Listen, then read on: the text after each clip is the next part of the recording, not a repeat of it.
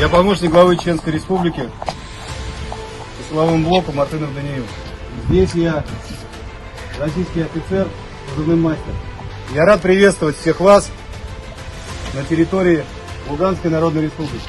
Я привык, стоя перед своими подразделениями, говорить им ассаламу алейкум.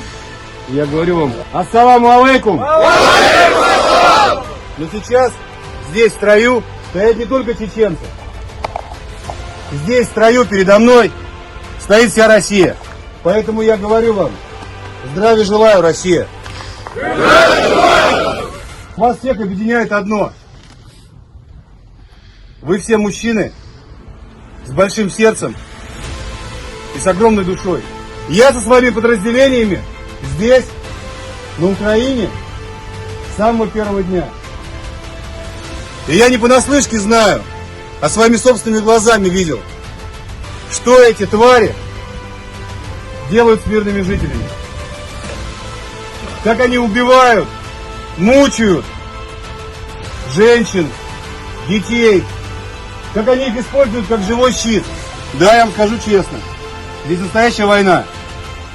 Да, я не буду скрывать, здесь гибнут наши боевые товарищи. Но хочу вам сказать одно, совершенно точно, совершенно честно. Мы выполним все поставленные задачи, которые перед нами ставит наш верховный главнокомандующий. Мы очистим эту землю от этой нечисти.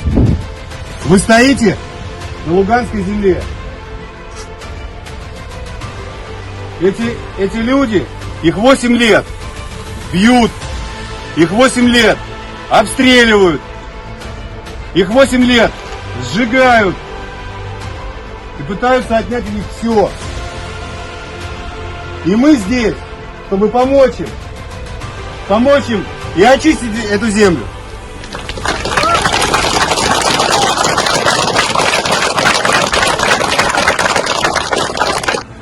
Я никого никогда не отпускаю вперед или на выполнение задачи, пока я сам точно не знаю и не убедился 2 раза в том, что человек понял, что я от него хочу.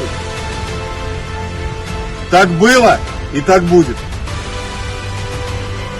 Вы все будете получать задачи, исходя из тех знаний, которые у вас есть.